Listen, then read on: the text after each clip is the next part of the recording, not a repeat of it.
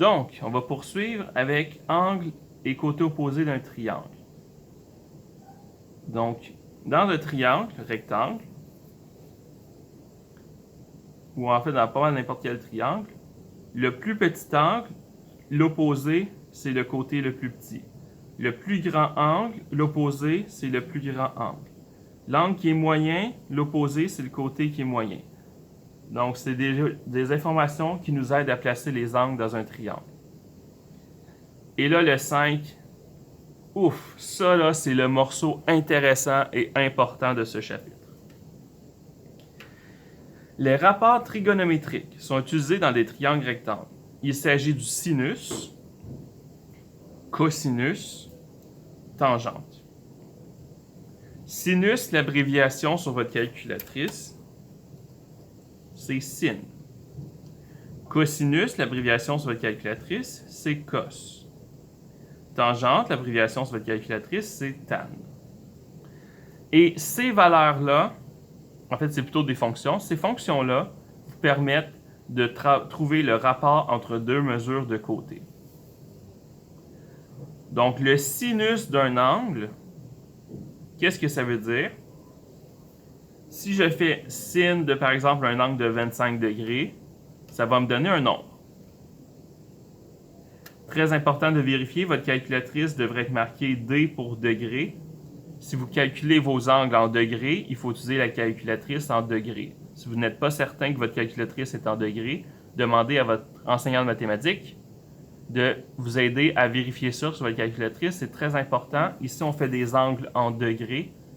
Donc, on voudrait la mesure en degrés. Okay? La calculatrice doit être en mode degré. Si j'ai fait sin de 25, ça veut dire que normalement, et quand je dis normalement, c'est tout le temps, ok? Le côté opposé à l'angle A, donc par exemple, si j'ai dit, je vais faire un vrai avec lui ici, 26.4. Donc, sin de 26.4. Ça veut dire que sur le triangle que j'ai ici, le côté opposé à l'angle, qui est 4.16, divisé par l'hypoténuse, ça va me donner exactement le nombre que je vois sur la calculatrice présentement. Si je fais cos de l'angle, donc cos de 26.4, qu'est-ce que ça veut dire? Si je fais le côté adjacent, qui est ici, divisé par l'hypoténuse, qui est ici, ça va me donner exactement le nombre que vous voyez sur la calculatrice présentement. Et si je fais tangente de 26.4 degrés, ça veut dire que le côté opposé divisé par le côté adjacent va me donner exactement le nombre que vous voyez sur la calculatrice. Vous êtes chanceux, vous êtes à l'époque de la vie où il y a une calculatrice qui calcule ça pour vous. À l'époque du Moyen Âge, il devait avoir des tables complètes, des feuilles et des feuilles et des feuilles et des feuilles, avec tous les rapports possibles et tous les angles possibles pour faire ce genre de calcul. C'était très, très gros comme table. Vous êtes chanceux, vous avez une calculatrice qui calcule pour vous. On va utiliser ces rapports-là pour déterminer des mesures de côté et d'angle dans les triangles. Maintenant, comment est-ce qu'on se rappelle sin, c'est quel côté, cos, c'est quel côté, et tan, c'est quel côté? Parce que sinus, c'est l'opposé divisé par l'hypoténuse, cos, c'est adjacent divisé par hypoténuse, et tan, c'est opposé divisé par adjacent. Le truc pour vous en souvenir, so katoa! OK? So, sin, c'est opposé hypoténuse, sin, c'est opposé hypoténuse, cos, c'est adjacent hypoténuse, cos, c'est adjacent hypoténuse, tan, c'est opposé sur adjacent, tan, c'est opposé sur adjacent. SOHCAHTOA.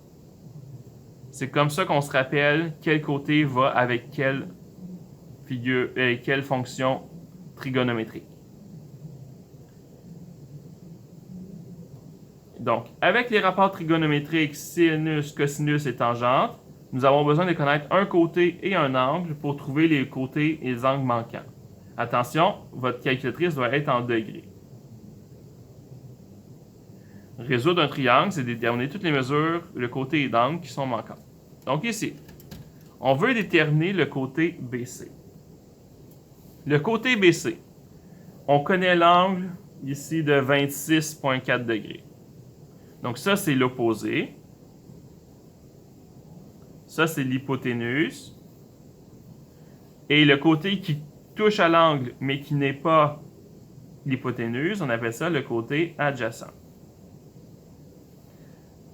Quel rapport trigonométrique utilise la valeur opposée, parce que je la connais, et la valeur adjacente que je cherche?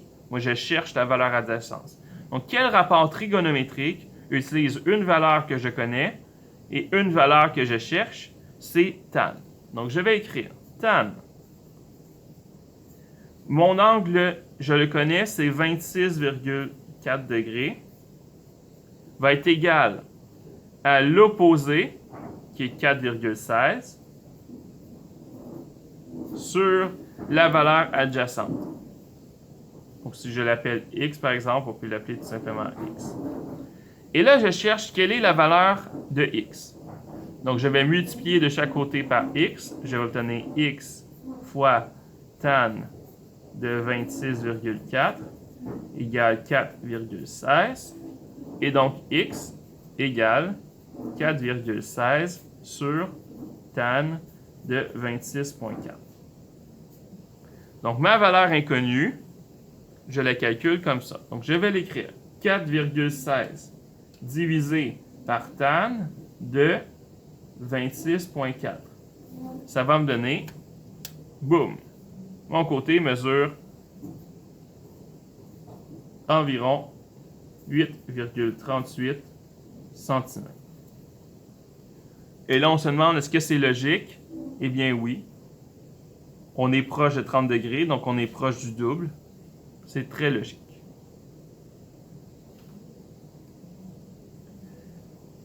Deuxième exemple. On connaît l'angle ici. Déterminer la mesure du côté BC. Donc, on cherche BC. Sachant que le segment AC mesure 6,3 cm. Encore une fois, ça c'est l'angle que je connais. Donc, ça veut dire que l'hypoténuse, c'est AC. Le côté adjacent, il est ici.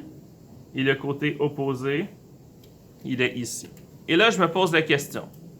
Par rapport à cet angle, quel rapport trigonométrique utiliserait la valeur de opposé, parce que c'est ce que je cherche, et la valeur de l'hypoténuse? Le rapport trigonométrique qui utilise les deux, opposé et hypoténuse, c'est le sinus. Donc, je vais écrire sin de l'angle de 58,4. C'est égal à l'opposé, donc l'opposé que je ne connais pas, divisé par l'hypoténuse que je connais, qui est 6,3. Comment je fais pour trouver x? Je vais multiplier par 6,3 de chaque côté. J'obtiens donc 6,3 fois sin de 58,4, qui me donne x. Je vais le calculer. 6,3 fois sin de 58,4. Ça me donne 5,37. X, c'est environ 5,37. Et ça, c'est des centimètres. Et là, on se demande, est-ce que c'est logique? Est-ce que c'est logique que cette cathète, qui était plus petite que l'hypoténuse, mesure 5,37 quand l'hypoténuse, c'est 6,3? Tout à fait. Donc, on revient toujours à notre information de départ, qui est SOHCAHTOA. On regarde quelle information est connue, quelle information est inconnue, et on regarde quel rapport trigonométrique fonctionne le mieux pour répondre au problème. Ici, détermine la mesure du segment BD. Donc, on a un angle, on a un segment. Si avec ça, je peux trouver la valeur de AB, ça va m'aider. Et si après ça, avec AB et ça, je préfère Pythagore pour trouver le dernier. On va y aller une étape à la fois par trouver x. Donc, j'ai un angle. Je connais l'adjacent de l'angle et je cherche l'hypoténuse. Quel rapport trigonométrique utilise hypoténuse et adjacent? C'est K. À l'adjacent, hypoténuse, c'est le cos. Donc, cos de mon angle qui est 58,3 degrés, c'est égal à adjacent 4,92 sur hypoténuse qui est la valeur que je ne connais pas. Je vais donc y aller, je vais obtenir x cos de 58,3 égale 4,92. Ensuite, x égale 4,92 sur cos 58,3. Donc, x, ça va être environ 4,92 divisé par cos de 58,3. 9,36.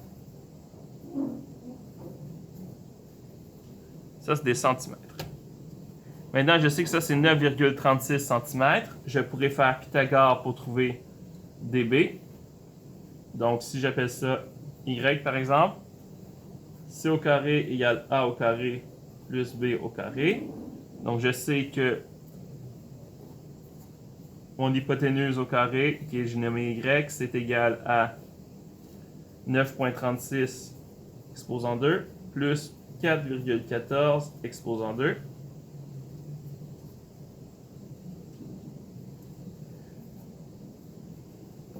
« 9,36 exposant 2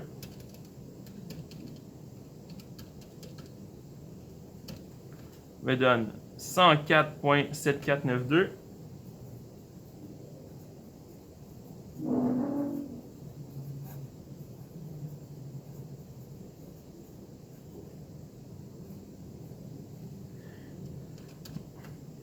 Environ 10,23. Donc voilà. J'ai utilisé le rapport trigonométrique pour trouver la mesure ici. Et ensuite, j'ai utilisé Pythagore pour trouver ma mesure. La réponse, la mesure de BD, c'est 10,23 cm. On se voit dans la prochaine vidéo dans laquelle on va voir comment trouver des angles à partir d'un rapport trigonométrique.